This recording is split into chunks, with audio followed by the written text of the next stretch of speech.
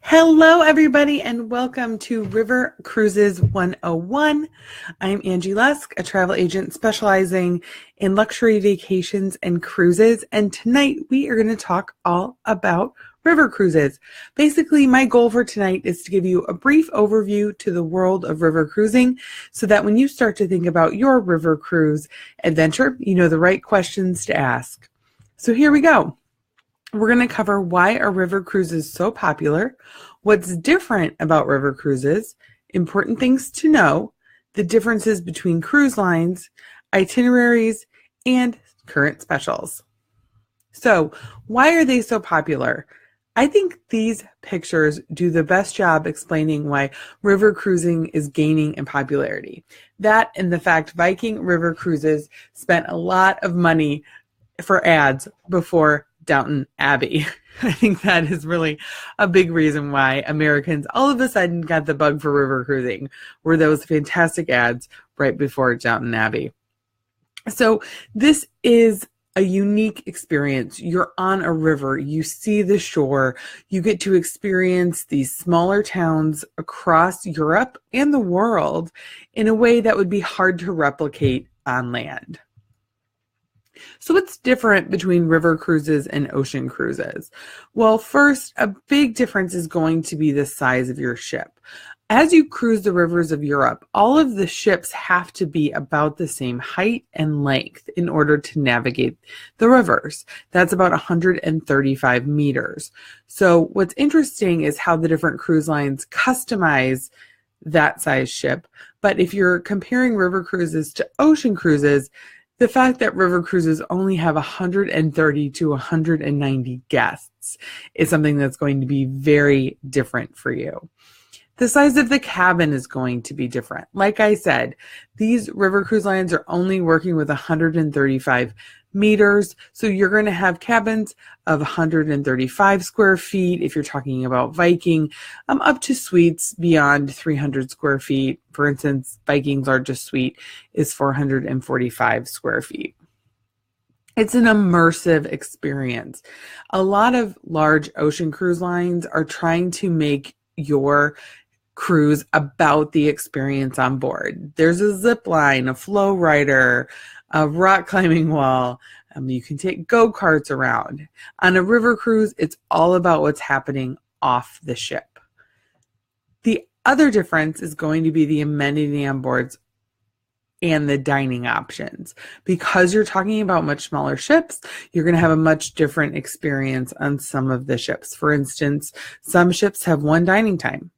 You go to breakfast, you all eat together, and that's it. If you're late or you are late getting back to the ship after being on shore, no dinner for you.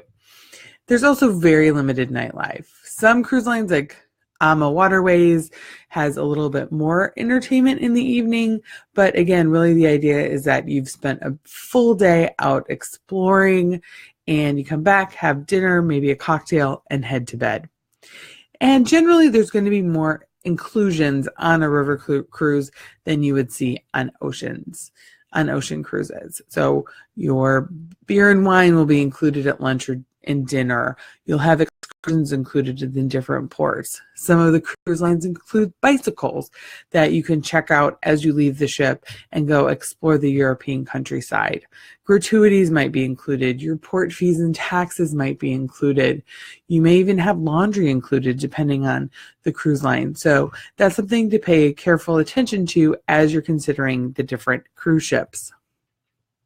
The other difference is river cruises operate year-round in Europe. Most of the major ocean cruise lines head over in April or May and come back in September or October.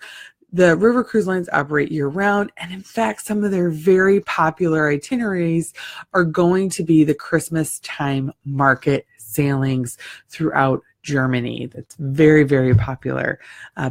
Checking out those beautiful, almost like straight out of a storybook Christmas time markets. A couple important things to know about river cruising. The rivers can flood or recede depending on the river and the time of year.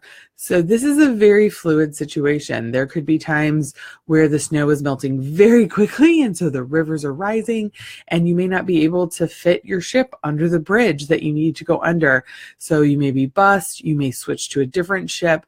All of the river cruise lines deal with this issue year after year, but it's something to keep in mind that part of your cruise may end up being a bus tour, depending on what the rivers are doing. The other issue is that you must be mobile. So this is not a great option for people who have mobility challenges. One of the reasons why is you're going into these small towns around Europe. There may be only one dock, but there may be 3 ships that are visiting that town that day. So what ends up happening is the ships tie up together, one behind the other, and then you'll walk across your ship. You'll have to kind of cross over to the other ship, walk across that ship, and then finally get to the ship that's actually docked. So that's something to keep in mind. A lot of river cruises have this reputation for being for an older demographic, something like a retirement cruise. But because of this, don't wait too long to take that river cruise. And some cruise lines like Uniworld, for instance, has just started a line of river cruises called U by Uniworld, specifically for 25 to 40-year-olds. They have really active excursions. They try to make it a little hipper, adding in some more nighttime entertainment, some more excursions that would appeal to younger folks. So river cruise lines are beginning to understand that, not everyone's waiting till their 70th birthday to take a river cruise, because you do need to have that mobility. All right, so as you start to do your research about river cruising, hi Cindy, welcome. You'll notice that there's some differences between the different cruise lines. So first is the size of cabin. So we talked before, all of the ships are about the same length, 135 meters. How many cabins each cruise line fits into that space dictates how big the cabins are. So on the small side, you have Viking Cruise Lines, which fits more cabins into this space than the other cruise lines. This does a couple things. One, it lowers the price point because you're having more guests sail in the same space, so you can charge less for that. But it does mean that you're going to have some quite small cabins on the lower end. Another difference is the orientation of the bed. This sounds funny, but most of the cruise lines have you where you'll be parallel to the bed. Well, Avalon Waterways did something unique and situated their rooms so all of the beds face the window. They're perpendicular to the window so that you can be lying in bed and see the world go by. Dining. As I said before, some ships will have one restaurant, one dining time. Other ships, as you get into the more luxurious lines, may have 2 or even 3 restaurants you can choose from for your dining. And then the inclusions. So Viking includes 1 excursion. Some other cruise lines include your choice of excursion. So basically, almost any excursion is included. Bikes can be included. This is a big activity, especially on the European sailings, to check a bike out and go exploring. Depending on the itinerary, you may even be able to bike from one port and then meet the ship in the next dock. So you don't have to circle back. Other difference will be beer and wine at lunch and dinner versus having a full open bar while you're sailing. Now to get into some of the popular itineraries, sailing down the Rhine is a very popular activity. These start in Amsterdam or in Basel and go back and forth, exploring Germany, the Netherlands, and you end in Switzerland. This is going to be more modern cities. You're going to have some World War II history. All of these, both the Rhine and the Danube, have some castles to explore. But if you're a big World War II buff, you really enjoy that period of history, this is going to be a good choice. You're also going to have more modern cities, larger cities along this itinerary. And Amsterdam is a wonderful city to explore. We were there a few years ago, and always good to add 2 or 3 nights to the beginning. And the reason I say 2 or 3 nights instead of 1 night is to make sure you really have some time to do some sightseeing. From the US, most of the flights will be overnight flights, meaning you'll leave in the evening and arrive the next morning in Amsterdam. And it's really hard to muster the energy and stamina to do a full day of sightseeing on that first day. So it's good to have at least 2 nights where you kind of have your arrival day where you do the best you can, you get a good night's sleep, and then you have a full day of touring before you leave on your cruise the next day. Now, the Danube is a little bit more exotic. Some of the cities you'll see have a little bit more old world charm, I'd say, compared to the Rhine. Some sailings start in Nuremberg, you end in Budapest. You can add on trips to Prague if you wanted. So this is a great way to see that part of Europe. And then other cruise lines have more extensive cruises that even include Bucharest. And then you have these beautiful grand journeys where you can combine the 2 itineraries together to spend a good two weeks, even 15 to 22 days exploring the river. You can also take river cruises in France. This is actually the one I'm going on later this year. Down the Seine, you start in Paris. This is round trip out of Paris. This is a little bit different. You're not going one way. You're doing a round trip, and you head out and you take a bus and do an excursion on Omaha Beach, talk about the landing at Normandy, a lot of World War II history on this tour, in addition to some time in France, in Paris. So you start with an overnight in Paris at the beginning and an overnight in Paris in the end. Depending on the cruise ship you're on, you may dock about 45 minutes to an hour outside of Paris, or you might dock right in the heart of Paris. Bordeaux, for you wine lovers. This is another one that tends to be a round trip out of Bordeaux.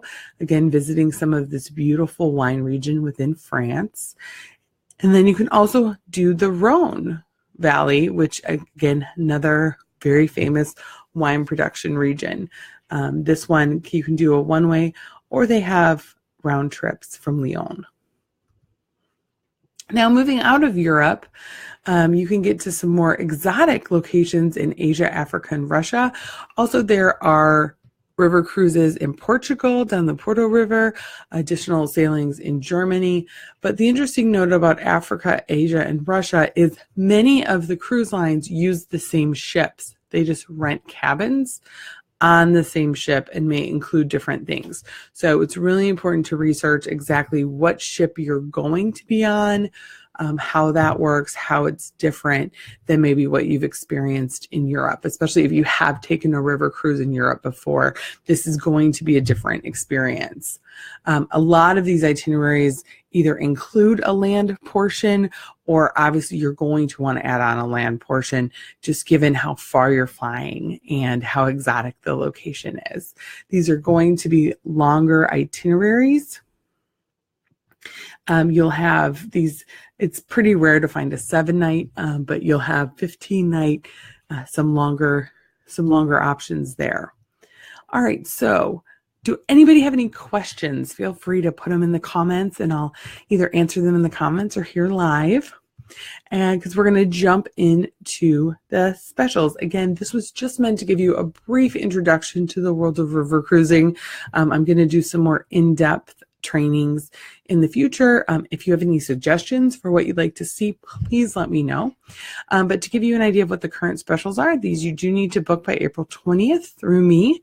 Viking is offering a 2-for-1 cruise plus air from $399 per person from select cities for their 2018 Danube Waltz itinerary or their 2018 Rhine Getaway itinerary. That was one we were looking at earlier.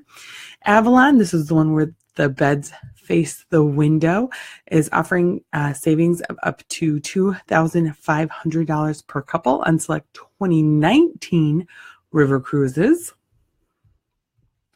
Emma Waterways has a Taste of Bordeaux 2018 special with up to $1,000 off per stateroom. And they also have a Discover Wine Cruise in 2018 with up to $1,500 off per stateroom. So you just need to contact me and I can help you get these booked. One of the benefits of booking with me is that I work for you. not a particular cruise line. So it's my interest to match you with what's going to be the best experience for what's important to you. Sure, you could call any of these cruise lines, you could talk to them, you could book direct, but their interest is in selling you a cabin on their cruise line. My interest is making sure you're happy. So that's just something to keep in mind as you consider your river cruises. So just to give you an idea of the upcoming Facebook nights, these Tuesday nights at 9:00 where I meet you here live. Coming up next week, we're going to talk about all-inclusive family resorts, and in particular, what's different. So there's tons of resorts out there. What are some key factors to look at to tell what's different between them? Then we're going to do the same thing with adults only. On April 24th, I'm going to have a replay. And then on May 1st, we're going to talk about expedition cruising, particularly Canada and New England. May 8th, we're going to talk about vacationing like a TV star. I am a sponsor of the Popcast Live, which is a podcast that focuses on pop culture. So as part of that sponsorship, I'm developing a package of vacations inspired by The Bachelor, The Bachelorette, Survivor. So I thought I'd share them here as well. On May 15th, we're going to talk about Hawaii, the Big Island. Cruising the Mediterranean, and then Bermuda. So if you are ready to book, here is how you can schedule a time to chat. Basically what you do is you pick a time where I call you, or you can always email me, Angie@tripswithangie.com. Again, if you have any questions, if there's any presentations you'd like to see me do, or what area of river cruising you'd like me to go more depth in the future, I am here to help. So thanks for tuning in. I really appreciate it. And I hope you have a great night. Thanks so much.